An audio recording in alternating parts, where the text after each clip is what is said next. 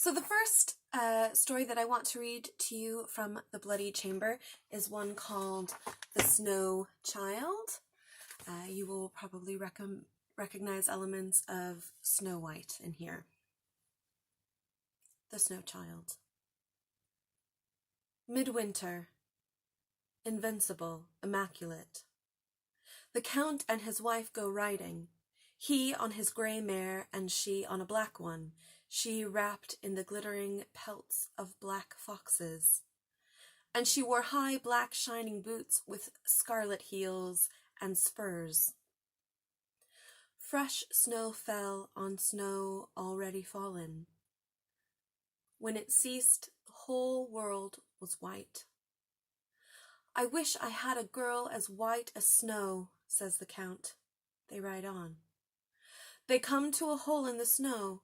This hole is filled with blood. He says, I wish I had a girl as red as blood. So they ride on again.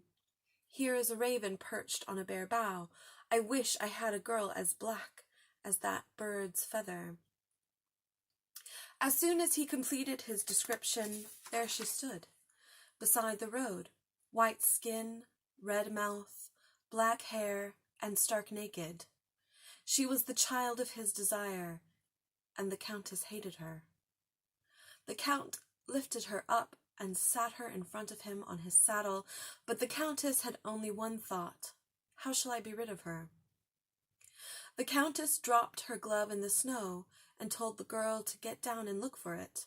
She meant to gallop off and leave her there, but the Count said, I'll buy you new gloves.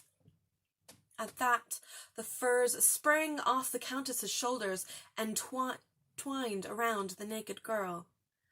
Then the Countess threw her diamond brooch through the ice in a frozen pond. Dive in and fetch it for me, she said. She thought the girl would drown. But the Count said, Is she a fish to swim in such cold weather? Then her boots leapt off the Countess's feet and on to the girl's legs. Now the Countess was bare as a bone, and the girl furred and booted. The Count felt sorry for his wife.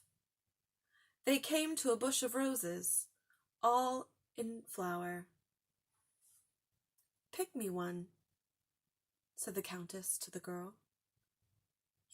I can't deny you that, said the Count. So the girl picked a rose, pricks her finger on the thorn, bleeds, screams, falls. Weeping, the Count got off his horse, unfastened his breeches, and thrusted his virile member into the dead girl. The Countess reined in her stamping mare and watched him narrowly. He was soon finished. Then the girl began to melt. Soon there was nothing left of her but a feather a bird might have dropped, a bloodstain like a trace of a fox's kill on the snow, and the rose she had pulled off the bush. Now the Countess had all her clothes again. With her long hand she stroked her furs. The Count picked up the rose, bowed, and handed it to his wife. When she touched it, she dropped it.